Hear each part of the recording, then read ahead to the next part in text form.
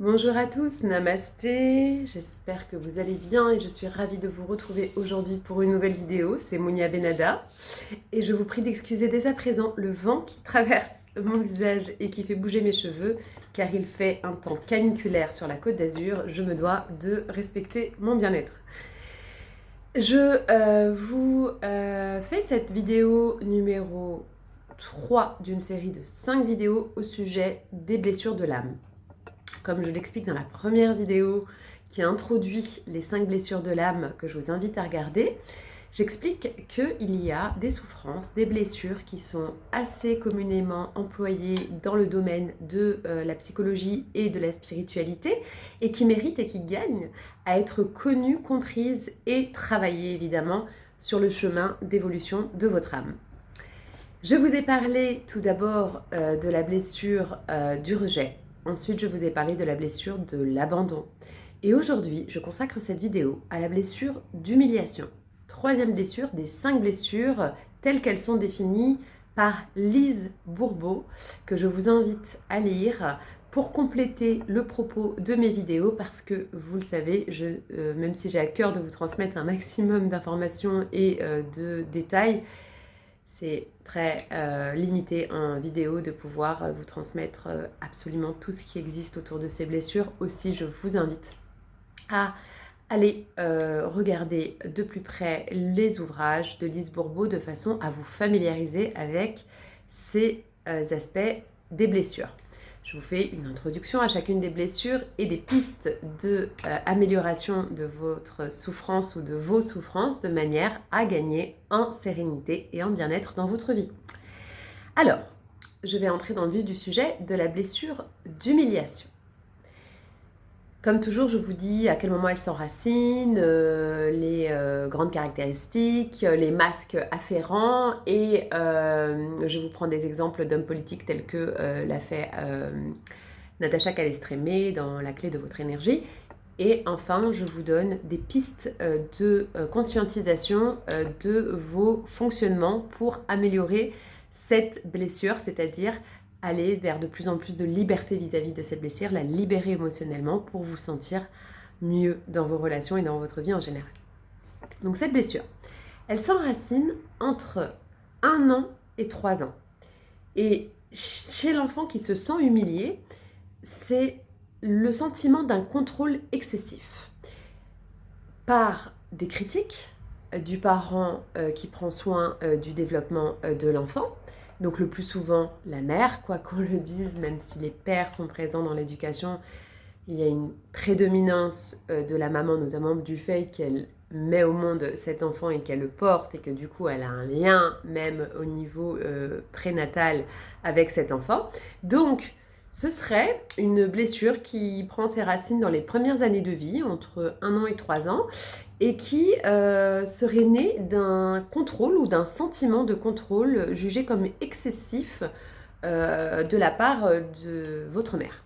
En particulier, mais il y a toujours des nuances et c'est pour ça que je vous invite à lire tous les ouvrages qu'il y a autour des 5 blessures pour ne pas faire de généralité non plus. Je vous donne les grandes lignes de cette blessure. Donc, les critiques qui vont être perçues comme un contrôle excessif vont avoir pour conséquence que cette blessure installe un comportement masochiste. La blessure d'humiliation amène à porter le masque du masochiste. L'idée d'après est venue trop vite, je me calme. Lorsque vous avez une blessure, vous avez un masque que vous portez de manière à vous protéger de cette blessure. Vous avez peur de souffrir de nouveau en ressentant l'émotion que vous avez ressentie entre 1 et 3 ans, en tout cas quand elle a pris naissance entre 1 et 3 ans, ensuite vous avez développé une peur, un comportement dysfonctionnel, je dirais, de votre système nerveux. Et pour éviter qu'il y ait une réplique de cette sensation désagréable, vous allez porter un masque qui est le masque donc du masochiste. Et je vais vous expliquer en quoi consiste ce masque afin que vous puissiez repérer si vous arrive d'avoir ces comportements-là dans votre vie, et si tant est que ça vous parle, il se peut que vous soyez concerné par cette blessure. Donc, ce comportement de masochisme, comme d'habitude, est plus ou moins conscient, et d'une certaine manière, on se punit soi-même et on se critique sans relâche avant que quelqu'un d'autre ne le fasse. Donc c'est cette petite voix autocritique que vous pouvez avoir dans la tête et qui vous empêche de vous percevoir comme un être légitime, ou comme un être bienveillant, ou comme une bonne personne, ou comme quelqu'un d'intelligent ou d'intelligente. Donc vous savez, c'est les personnes qui vont constamment minimiser ou vous dire « Ah, vous savez, moi je sais pas faire. Oh, mais moi je sais pas, moi je suis comme ça, moi je suis gauche, moi je suis nulle, moi je suis... » Ces personnes-là, elles ont une tendance masochiste où elles vont diriger un regard critique négatif envers elles-mêmes et de façon extrême, c'est-à-dire pas du tout justifiée, objectivement. Et donc, c'est une façon de se punir, hein, comme pour éviter que quelqu'un d'autre le fasse. C'est un aspect de protection, c'est une façon de réagir qui vous semble être bénéfique pour éviter que d'autres vous fassent ces remarques-là. Mais c'est complètement dysfonctionnant, puisque notre être est loin d'être un être masochiste, notre être profond en tout cas. Et puis, cette personne, elle va aussi chercher à plaire à tout prix. Et pour ce faire, elle va essayer d'aider les autres plus qu'elle ne s'aide elle-même. Donc elle va être dans une forme d'obligation, elle va se donner des obligations auprès des gens de son entourage de façon excessive. Et elle va rapidement sentir que c'est une charge pour elle, mais malgré tout, elle va continuer. Vous savez, c'est les personnes qui vont constamment dire je prépare tout, c'est moi qui fais tout, c'est moi qui... mais qui vont jamais laisser la place aux autres et qui en même temps vont se plaindre d'avoir une surcharge, et pour cause, c'est une surcharge. Mais quelque part, on ne leur a pas demandé de le faire. Elles le font naturellement et elles ne se rendent pas compte que c'est un comportement masochiste, puisqu'elles se font du mal en faisant ça. Elles se responsabilisent à la place d'autres alors que ce n'est pas leur rôle. Exit vos enfants, et encore qu'il y a des proportions gardées en fonction de leur âge et de leur autonomie. Et donc, vous allez rapidement, ces personnes-là, sentir qu'elles s'éloignent de leurs besoins, c'est-à-dire qu'elles font passer les besoins des autres avant leurs besoins primordiaux à elles, et donc elles vont être en colère d'une certaine façon contre les autres, mais aussi contre elles. Mais elles vont continuer à le faire quand même, tant qu'elles n'ont pas conscientisé cette blessure. Et le fait qu'elles aient ce genre de comportement, eh bien, quelque part, elles se privent complètement de joie, puisqu'elles n'écoutent pas leurs besoins.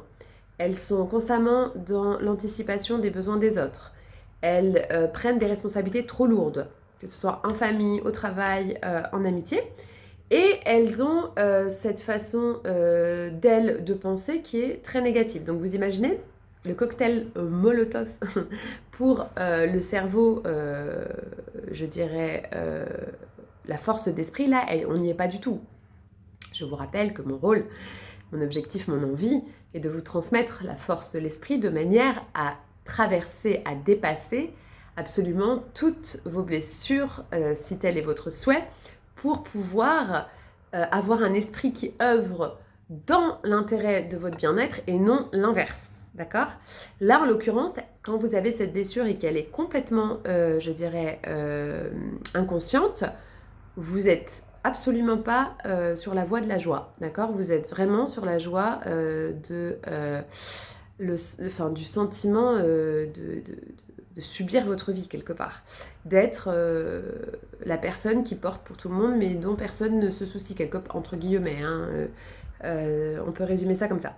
Donc, c'est toujours le sentiment de devoir qui prime et non de plaisir. Et c'est en ça que c'est masochiste, parce que la vie, c'est quand même ressentir la joie, le contentement, écouter ses besoins, vivre selon ses envies. Donc si vous avez cette blessure qui est prégnante, autant vous dire que vous êtes loin de pouvoir réellement éprouver du contentement. Et comme toujours, je vous donne les caractéristiques physiques telles que définies par Lise Bourbeau et reprises par de nombreux thérapeutes et écrivains. Donc le corps et le visage ronds, les yeux plutôt grands ouverts, et vous vous imposez de faire beaucoup plus que les autres, et vous êtes dans une dévalorisation constante, donc vous êtes quand même en train de porter la plupart du temps des charges tellement lourdes que ça se voit sur votre physique. Souvent, c'est des personnes qui peuvent avoir du surpoids et qui sont dans une compensation quelque part parce qu'elles n'arrivent pas à écouter leurs besoins par ailleurs, donc il y a un déséquilibre qui se crée et elles ont des comportements un peu compulsifs sur d'autres aspects. C'est une des hypothèses qui est avancée aussi par Lise Bourbeau dans son ouvrage. Donc, comme toujours, je vous donne 2 personnalités politiques qui peuvent vous éclairer sur cette blessure, Marine Le Pen et François Mitterrand. Bon, François Mitterrand, le visage rond, tout ça. Ah si, quoique. Mais Marine Le Pen est quand même un modèle très clair de la blessure d'humiliation et quand on connaît un peu son histoire, on comprend aussi où ça prend racine et comment ça s'est ancré en elle. Voilà, donc clairement, vous avez dans cette blessure d'humiliation à travailler vraiment au quotidien des petites choses qui, au bout d'un moment, vont vous permettre de sentir une amélioration dans votre être. Le masochisme est quelque chose comme... Aucun des masques n'est agréable, hein, ni celui du fuyant pour la blessure de rejet, ni celui du dépendant affectif pour la blessure de l'abandon, encore moins celui de l'humiliation pour la blessure, du masochisme pour la blessure d'humiliation. Mais c'est vrai que ce masque-là est particulièrement souffrant parce qu'il y a des personnes qui vont avoir l'impression qu'elles ont tout pour être heureuses et pour autant, elles ne vont pas ressentir les bienfaits de l'abondance qu'elles ont dans leur vie en raison de cette surcharge et de cette critique, autocritique, de ce message très négatif qu'elles ont d'elles-mêmes qui va les empêcher de voir les toutes petites choses qui sont merveilleuses, les petites choses sur lesquelles elles peuvent s'appuyer pour avoir de la gratitude, du contentement. Donc je vais vous inviter ici à faire un travail d'introspection, de conscientisation de vos blessures à travers 6 petits exercices comme je vous l'ai fait précédemment. Donc, lorsque vous jugez que vous en faites trop pour les autres, ça peut arriver à un moment donné que vous ayez cette prise de conscience, vous vous sentez fatigué et vous vous dites « j'en fais peut-être un peu trop », je prends conscience, je réalise que je me crée des contraintes et que ces contraintes, je me les crée pour brimer ma liberté. D'accord ? Masque du masochiste, vous auto-sabotez tout seul. Donc, vous décidez, très important de prendre des décisions. Vous savez que le pouvoir des mots est important dans la loi de l'attraction, mais également dans la guérison. I am, je suis est une phrase qui devrait démarrer, en tout cas dans la guérison, comme quelque chose de puissant pour réinstaller un nouvel état d'être. Donc, décidez que vous allez faire une action qui répond à votre besoin. Donc, vous allez dire « je me priorise ». Et vous n'allez pas juste le dire, si vous pouvez le faire, eh bien, c'est encore mieux.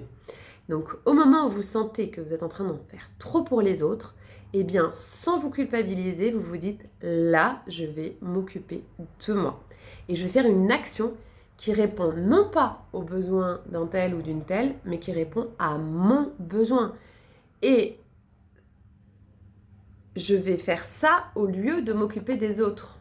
Évidemment, si vous vous occupez de quelqu'un de malade en ce moment, ou si vous vous occupez de quelque chose de très important au travail, ne lâchez pas tout pour faire ça, mais comprenez l'idée que dès que vous sentez que vous êtes dans cette blessure et que vous êtes dans ce masque où vous en faites trop pour les autres, dites-vous, ok, là je rééquilibre, je comprends que je suis dans ma blessure et je vais prendre un temps pour moi pour répondre spécifiquement à quelque chose qui m'est extrêmement personnel. Ça peut être tout en fonction de vos envies, ça peut être prendre un rendez-vous chez le coiffeur pour prendre soin de vous, chez l'esthéticienne, d'aller faire 1 heure de natation, d'aller faire 1 heure de vélo, d'aller regarder un coucher de soleil, d'aller manger un repas avec des amis, de partir un week-end seul pour vous ressourcer. Ça peut être aller vous acheter les bouquins que vous vouliez vous acheter depuis longtemps, prendre le temps d'aller les commander sur Internet ou d'aller chez Cultura ou je ne sais où. Faites quelque chose qui répond à votre besoin à vous. Si vous en êtes incapable et que même si vous avez réalisé que vous êtes toujours en train d'en faire trop pour les autres et que vous n'arrivez même pas à faire ce geste pour vous, restez dans l'observation que pour le moment, vous en êtes incapable. Réalisez à quel point votre ego, je vous rappelle que votre ego est constitué pour beaucoup de sa substance de peur et de blessure. Donc là, votre ego qui va vous mettre le masque du masochiste, là, vous allez pouvoir lui dire « Mais tu crois qu'en étant libre, en étant trop libre, je vais abuser des bonnes choses, que je vais tellement jouir de la vie que je ne vais pas m'occuper des autres et je serai punie pour ça ?» Et non, en fait. Alors vous allez dire « J'accepte que pour l'instant, je crois ça, mais en réalité, je dois me sentir libre en tant qu'être incarné pour venir expérimenter la joie. Je dois pouvoir penser à un moment donné qu'il est possible, en se libérant de cette souffrance et cette blessure qui a pris ses racines dans l'enfance, eh bien de m'occuper de moi, de penser à moi, d'être ma priorité, sans ressentir une quelconque culpabilité, de savoir que j'ai des besoins, que ces besoins sont aussi importants que ceux des autres, voire je dois répondre d'abord à mes besoins pour pouvoir alimenter ceux des autres. Je le dis et je le redis, il est difficile de donner sainement lorsque votre carafe d'eau est vide. Vous devez remplir votre carafe d'eau pour pouvoir servir les autres. Sachez, y compris les énergéticiens, les thérapeutes, les personnes... je dirais, dans l'accompagnement des autres, dans l'aide telle que moi je le fais par exemple, ça nous demande énormément d'énergie, mais en même temps, on est un peu câblé pour ça, c'est-à-dire qu'on nous donne cette énergie, on est incarné pour ça aussi, quand on a compris son chemin et qu'on a tracé son chemin, on comprend que cette énergie-là, on ne doit pas, ce surplus d'énergie qu'on nous donne, c'est justement pour pouvoir être en capacité d'absorber la demande d'accompagnement des gens. Seulement, tout le monde étant incarné quand même dans un corps humain, nous avons aussi des limites et des besoins, donc il est important aussi d'écouter ses propres besoins avant de pouvoir accompagner les autres, c'est-à-dire de choisir des lieux de vie. Pour nous, c'est ce qui est le plus important, j'ai l'impression, avec l'expérience, c'est d'être dans des lieux de vie extrêmement ressourçants, d'être entouré de beauté, de nature, de lieux de ressourcement faciles d'accès, c'est d'avoir un entourage sain, c'est d'avoir un bon sommeil, c'est de faire de temps en temps des voyages dans des endroits qui nous rechargent. Pour moi, par exemple, c'est le désert et d'autres endroits. Et l'idée, c'est que si ça, c'est pas OK, et je l'ai observé dans mon propre cheminement personnel, eh bien, le reste ne suivra pas, l'abondance ne suivra pas, l'abondance d'énergie pour les autres, les résultats, l'endurance ne suivra pas parce que on n'est pas câblé, on n'est pas fait pour s'abandonner, d'accord ? On est fait d'abord pour vivre heureux, de trouver sa joie de chacun, trouver son chemin, il y a des chemins pour chacun, et il y en a, c'est des chemins qui ressemblent à d'autres, il y en a, c'est complètement différent, il y en a, c'est encore complètement différent, peu importe en fait, dans tous les cas, il y a des besoins derrière tout ça. Et c'est pour ça que les gens ont des émotions des fois un peu exacerbées. C'est qu'en fait, ils ne répondent pas à leurs besoins. Ils sont dans un masque notamment de masochistes. Et après, ils s'étonnent que la vie n'a pas de goût et qu'ils sont tout le temps épuisés. C'est normal. Ils ne se sont jamais demandé s'ils répondaient vraiment à leurs besoins ou s'ils étaient en mode automatique dans une blessure qui a pris racine il y a très longtemps et qui s'est ancrée en eux au point où ils ont oublié qu'ils étaient un être à part entière qui avait besoin de prendre soin de lui. Bon. Donc ça, c'est la première étape du travail qui peut vous aider à conscientiser et à modifier votre ordinateur interne pour intégrer une nouvelle donne qui est celle de se dire « j'ai le droit de jouir de la vie en répondant à mes propres besoins avant de me perdre dans celui des autres et sans ressentir de culpabilité. » Voilà, ça c'est avoir guéri sa blessure d'humiliation. Ensuite, pareil, si à un moment donné vous êtes amené à porter sur votre dos une responsabilité qui appartient à une autre personne, je vous l'ai dit tout à l'heure, le masochiste a tendance à prendre pour lui tout, à absorber toutes les problématiques des autres, même lorsque ça ne le concerne pas directement. Et là, vous pouvez dire, bah non, je décide de laisser cette personne prendre sa responsabilité, de régler son problème ou d'obtenir son désir sans que je m'en mêle. Et je réalise qu'aider les autres ne veut pas dire être obligé de me sacrifier pour être digne d'amour ou gagner, comment dirais-je, ma place au paradis. Alors ça, c'est quelque chose qui est souvent aussi un peu entremêlé dans cette blessure-là par rapport à vos croyances. Pour peu que vous ayez des croyances, sur le paradis, etc., où en fait il faut faire pour les autres et jamais se poser la question pour soi, et que c'est comme ça que vous gagnerez le ciel, entre guillemets, et bien là vous devez revoir votre croyance en vous disant que vous pouvez très bien laisser les gens régler leurs propres problèmes sans vous en mêler, tout en étant une bonne personne et en étant une personne légitime d'être aimée. Vous voyez ce que je veux dire? Vous n'êtes pas obligé de aider à tout prix pour vous sentir légitime et exister dans votre authenticité, votre spécificité. Et vous verrez en plus, en guérissant ça, vous allez vite vous rendre compte aussi des gens qui profitent de vous, entre guillemets, ou sans même profiter de vous, qui avaient une tendance à s'affaisser un peu sur vous. Vous allez vite vous rendre compte que quand vous arrêtez de faire ça, mais l'énergie que vous récupérez, c'est incroyable. C'est de l'énergie que vous mettez à profit de votre être. Et vous pouvez être créatif, vous reposer, avoir des idées, développer des projets, créer votre réalité telle que vous le souhaitez et non être tout le temps porté par les problématiques des autres. Donc, travaillez à réfléchir à certaines croyances qui vous amènent à croire qu'il faut absolument tout faire pour les autres pour être aimé et obtenir le ciel. Ensuite, je décide d'autoriser quelqu'un à me materner aussitôt que ce dernier offre de m'aider, sans me juger ou avoir peur d'être jugé d'égoïste ou d'abuseur. Pareil, lorsque vous avez quelqu'un qui vous tend la main de façon honnête et gentille, acceptez. Acceptez aussi les cadeaux. Je vois des fois des gens qui n'acceptent pas les cadeaux. Acceptez les cadeaux. Vous êtes digne de recevoir. Vous donnez, vous êtes digne de recevoir. De toute façon, l'univers fonctionne comme ça.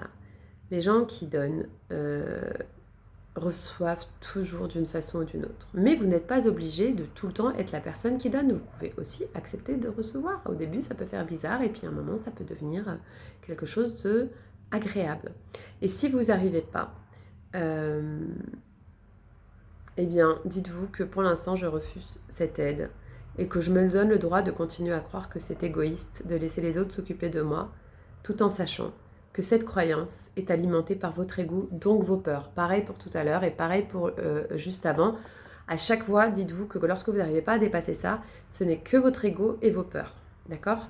Il n'y a que deux énergies sur Terre, la peur ou l'amour. D'accord? Avec la guérison des blessures, l'idée c'est de rentrer dans l'amour inconditionnel pour votre être en sachant que vous êtes imparfaitement parfait et qu'il n'y a pas de jugement à avoir sur vos spécificités. C'est là que vous rentrez dans votre authenticité quelque part. Et quelque part, vous savez qu'après, vous êtes aimé ou pas et que c'est normal en fait. Et que personne ne peut aimer tout le monde et que vous-même, vous n'aimez pas tout le monde. Mais ce qui est important, c'est de savoir qui vous aimez, de l'aimer dans son authenticité et vous d'être aimé dans votre authenticité. Quatrième projet, j'allais dire. Quatrième, j'ai envie de parler en espagnol. Je sais pas, depuis que j'ai commencé ces vidéos, mais c'est peut-être parce que je regarde des choses en espagnol en ce moment, mais j'ai du mal à trouver mes mots en français. Je vais peut-être faire un voyage dans un pays hispanique bientôt, ça m'appelle.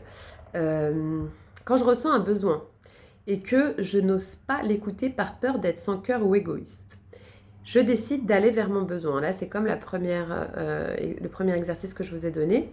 Lorsque vous sentez que vous occupez des autres, d'aller vous occuper de vous. Et là, sans avoir à vous occuper des autres, vous allez avoir un besoin qui va venir. Au lieu de le nier, au lieu de le mettre à la poubelle et aux oubliettes, eh bien, vous allez décider d'aller vers votre besoin.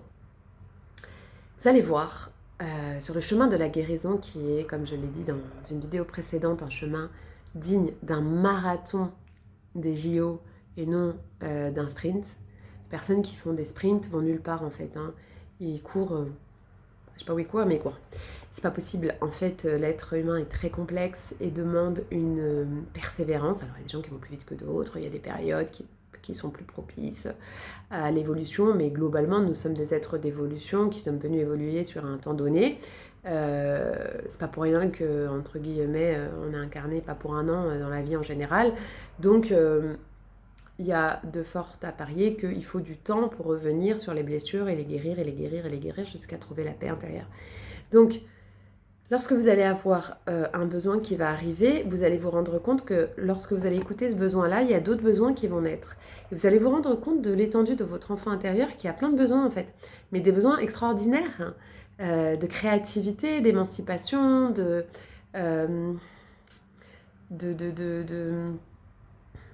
joie, en fait, tout simplement. Vous allez vous rendre compte que vous allez revivre vos passions, vous allez vous souvenir de ce que vous aimiez quand vous étiez petit avant d'avoir cette blessure-là, et c'est passionnant. Moi, je trouve qu'à chaque fois que j'ai une idée qui vient et qui est absolument pas un besoin, qui est pas du tout cohérent avec, entre guillemets, mes dernières années avant, là, d'entrer dans... Bon, ça fait longtemps maintenant, mais je veux dire, avant les 10 dernières années, je me dis, waouh, j'avais oublié que j'avais cette passion, que j'avais ce besoin. Dans la décoration, par exemple, me concernant, j'ai un énorme besoin d'aménagement des lieux de vie, où que j'aille, c'est quelque chose qui attire mon regard. Et j'ai toujours besoin de créer des espaces zen, des espaces feng shui chez moi, des espaces où je me sens bien. Et c'est quelque chose que j'avais perdu de vue lorsque je n'écoutais pas mes besoins. Pareil pour certaines activités ou certaines... j'adore le vélo par exemple. Et je me rends compte que c'est un besoin pour moi de circuler à vélo, presque plus qu'en voiture. C'est quelque chose que j'ai laissé de côté pendant longtemps. Et lorsque je reprends ça, ou lorsque je redécide d'écouter ce besoin-là, je me rends compte à quel point ça me rend extrêmement heureuse. Et en alignement en fait avec ma joie et mon enfant intérieur. Et pareil pour plein d'autres choses. Et c'est pareil pour vous, il y a plein d'autres choses qui vont vous revenir.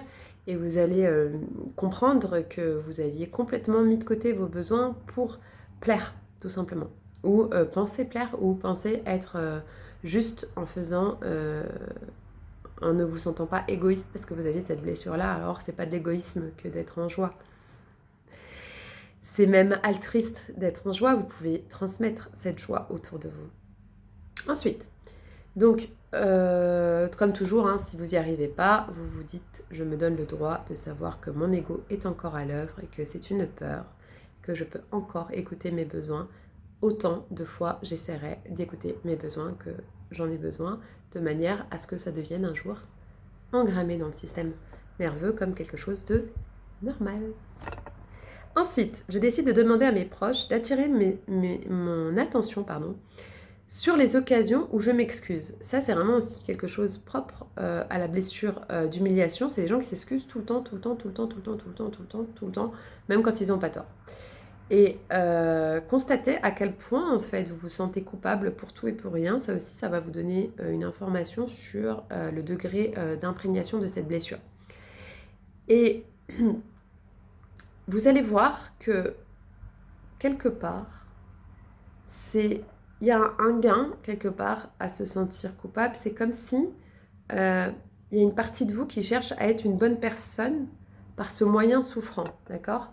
En cherchant la validation des autres, en s'excusant, en limite s'auto-flagellant, vous allez quelque part revivre, essayer de ne pas revivre cette blessure d'humiliation en vous mettant tout de suite dans cette posture de la personne qui a besoin d'être rassurée, qui a besoin d'être pris en pitié quelque part, etc., ou à qui on va dire « mais non, t'inquiète pas, t'es super et tout ». Et donc ça, réalisez que finalement, vous êtes encore en train de vous sentir responsable du bonheur des autres et qu'en fait, votre bonheur à vous, vous ne vous en souciez pas tant que ça et que c'est encore une fois votre ego et vos peurs qui vous éloignent de votre amour pour vous. Et petit à petit, essayez à chaque fois que vous excusez de vous reprendre. D'accord ? Demandez-vous avant de vous excuser, est-ce que réellement là, je suis en faute? Est-ce que là, réellement, ça nécessite de me rabaisser ou de me sentir inférieure ou de me sentir victime? Alors qu'en fait, c'est naturel dans la vie, des fois, de ne pas pouvoir faire quelque chose. Plus vous allez faire ça, vous allez voir, plus vous allez instaurer un nouvel état d'être et qui va vous éloigner de ces masques de la blessure d'humiliation. Enfin, si vous vivez une situation désagréable avec quelqu'un, décidez de prendre 3 bonnes respirations au lieu de répondre de façon automatique. Je vous explique souvent que quand on prend quelques minutes de respiration, on calme le système nerveux et on est un peu plus dans le côté, on va dire, plus conscient de son être que le côté inconscient qui se déclenche automatiquement comme un pic, un bouton sur lequel on appuie. Donc, essayez de vous centrer. Et là encore, au lieu de tout de suite commencer à vouloir réparer les choses ou à vous excuser, essayez de voir quel est votre besoin dans cette situation et exprimez-le, d'accord ? Ne vous sentez pas coupable de ne pas être d'accord avec cette personne. Ne le faites pas de manière agressive, mais prenez le temps de vous demander mais quel est mon besoin derrière mon agressivité ? Peut-être que cette personne est en train de me demander quelque chose que je ne peux pas faire, que je n'ai pas envie de faire, et je me sens agressée comme si le fait de ne pas le faire va faire de moi une mauvaise personne, voyez ? Et là, pareil, il faut réinformer l'esprit pour dire je suis une bonne personne, quoi que sont mes besoins, ce sont mes besoins, je les admets, je les accepte. Et les gens en face de moi doivent entendre aussi que j'ai des besoins.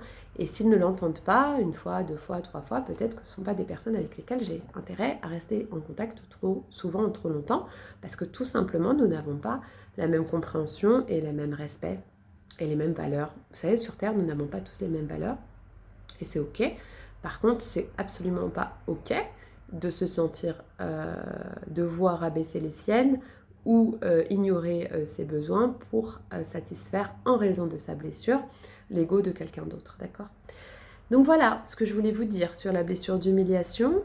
Il y a évidemment du travail que je vous invite à faire. Si c'est compliqué aussi de le faire seul, eh bien faites-vous accompagner. C'est important aussi d'avoir un soutien moral et une aide et une écoute attentive sur ses besoins, parce que comme je vous l'explique, souvent l'esprit va avoir le côté négatif, il va vous ramener tout de suite à vous raconter des histoires, il va vous faire sentir les choses comme étant difficiles, compliquées, vous allez lâcher.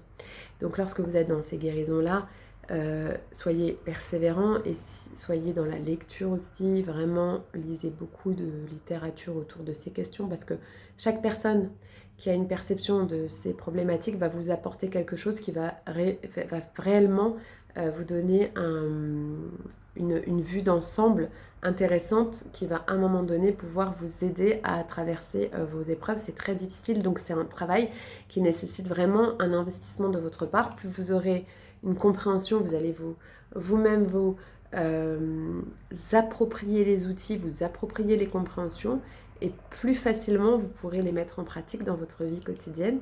Encore une fois, à chaque fois que vous n'y arrivez pas, eh bien ne vous culpabilisez pas. Vous êtes déjà en train de cheminer vers plus de conscience. Il y a toujours la roue avec la roue de la transformation, il y a toujours la roue des miracles qui vient. Vous verrez.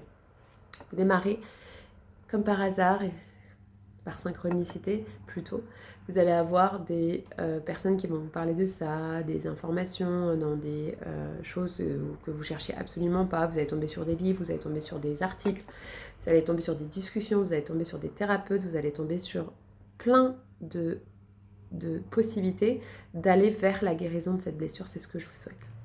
Voilà ce que je voulais vous dire sur la blessure d'humiliation. Je vous retrouve très vite pour la 4e vidéo, et là nous verrons la blessure de trahison, et ensuite nous verrons la blessure d'injustice, et nous aurons fait le tour des blessures de l'âme. Je vous souhaite une très bonne fin de journée ou soirée. Je vous dis à très bientôt pour une nouvelle vidéo. Namasté.